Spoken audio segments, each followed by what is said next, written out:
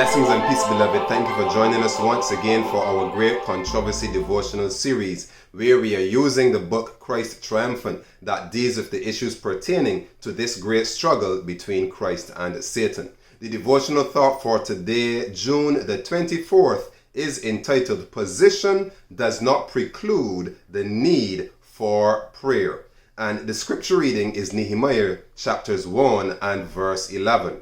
Let now thine ear be attentive to the prayer of thy servant and to the prayer of thy servants, who desire to fear thy name and prosper, I pray thee, thy servant this day, and grant him mercy in the sight of this man.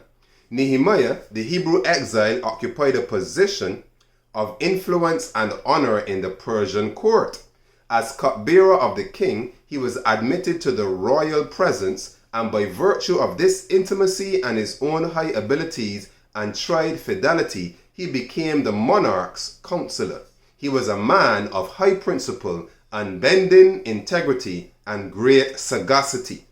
In that heathen land, surrounded by royal pomp and splendor, Nehemiah did not forget the God of his fathers or the people who had been entrusted with the holy oracle. So all the people that carried away to Babylon that maintained their integrity to God, they were blessed, They were blessed. So notice God's people, because they chose to maintain the integrity to God and to live according to his principles in a foreign land, in a different situation, in a strange country, God rewarded their faithfulness. Beloved, the reward for faithfulness is a law.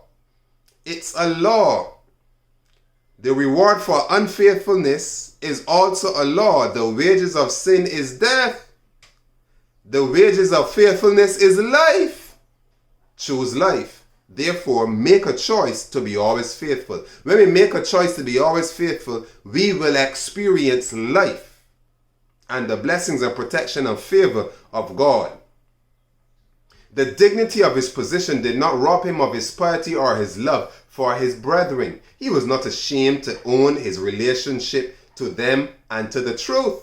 He felt that he must honor the truth in all places. He did not make apology for holding a faith distinct from the faith of those in the Persian court. Too many of us as God's people, when God puts us in a position of trust and responsibility, we begin now to hide our colors because we don't want to be offensive to people who don't believe as we do. Listen to me, beloved. People will always be offended. And if they are always going to be offended, they might as well be offended at me for my faith in God. Because when they are offended at me for my faith in God and they persecute me, I know that I have God's help. I have God's assistance. But if I hide my colors, God does not need to come to my rescue because I'm reaping what I sow, and God is duty bound to allow me to reap the result of the infidelity and the unfaithfulness that I have sowed, so that I will be encouraged to change my ways, to reform my practices, to reform my thinking, and to stand up for truth and righteousness, and to be resolute in my purpose for God. So Nehemiah did not hide his colors. He was not ashamed of the gospel of Jesus Christ. He was not ashamed to be called a Jew. He did not hide. He did not try to blend in. He did not try to become Babylonian because he was in Babylon. He did not change with the times because now standing for the truth is no longer popular. He stood unyielding for the truth regardless of the times, because truth is eternal.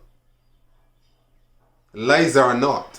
Errors are not. But the truth is. So if we want to keep changing with the times and be transformed after the modern order of things, and we change our principles with the times, that means we will not abide forever. But if we decide or are determined to abide forever, that means we're going to stand for the truth, though the heavens fall. In that heathen land, surrounded by royal pomp and splendor, Nehemiah did not forget the God of his fathers or the people who had been entrusted with the holy oracles. The dignity of his position did not rob him of his piety or his love for his brethren. He was not ashamed to own his relationship to them and to the truth. He felt that he must honor the truth in all places. He did not make apology for holding a faith distinct from the faith of those in the Persian court. Days of peculiar trial and affliction had come to the chosen city. Messengers from Judah described to Nehemiah its condition. The second temple had been reared and portions of the city rebuilt, but its prosperity was impeded. The temple service disturbed, and the people kept in constant alarm by the fact that its walls were still in ruins and its gates burned with fire. The capital of Judah was fast becoming a desolate place, and the few inhabitants remaining were deeply embittered by the taunts of their idolatrous assailants.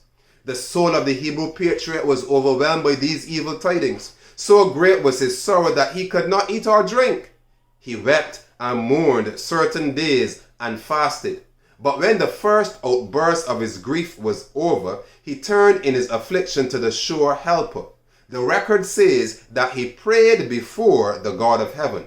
He unburdened his heart to God. He knew that the affliction that had come upon Israel was the result of her transgression. And with deep humiliation he came before God to ask for pardon and renewal of the divine favor. Faithfully, he makes confession of his sins and the sins of his people. He identified himself with the people. And therefore, just like Daniel did, he made confession of his sins and the sins of the people. Taking hold by a faith of the divine promise, Nehemiah lays down at the footstool of heavenly mercy his petition that God would maintain the cause of his penitent people, restore their strength, and build up their waste places. So the position that God places us in, when he elevates us to positions of responsibility, is not an excuse not to pray. And so Nehemiah understood his personal responsibility to not only pray for himself and his family, but his nation. He did not rest securely in his position and satisfied in his security, and then left the destiny of his country up to chance. Your prayers can change your country. Your prayers can change your country. And the reason why our prayers don't change our country, because we don't pray for our country, and we don't believe that our prayers can change for our country, and we don't put in the work, the effort of prayer and fasting to change our country. So we can change the destiny of our country instead of sitting, waiting like sitting ducks to be destroyed, to be consumed by the overflowing scourge. No, beloved.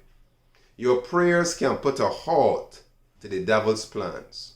Your prayers can give your country rest and respite for a season. Your prayers can change this world. If the prayers of one man, it was not even a prayer, the faith of one man that said, sun, stand thou still over Gibeon, moon, stand thou still over the valley of Ajalon, to fulfill a purpose. It's the same God. Remember yesterday we looked at, we must speak of God not as was, but is. So your prayers have power. Your prayers can change this world. We don't have to sit down and wait for the calamity of the nationalists and the law to come, because we know that it is going to happen. People needs to be warned, and there needs to be a witness. There needs to be witnesses. Beloved, your prayers can change the world, and they can change the course of human history. Blessings and peace. Thank you for watching. We really appreciate it. Don't forget to like and share this video. Also remember to subscribe and smash that notification bell so you don't miss out on any upcoming video. Also, you can support us at wordoflife.network/donate, or you can email us for any information on messengersofthecovenant@gmail.com. Thank you for watching. Thank you for your time. God bless you. Blessings and peace.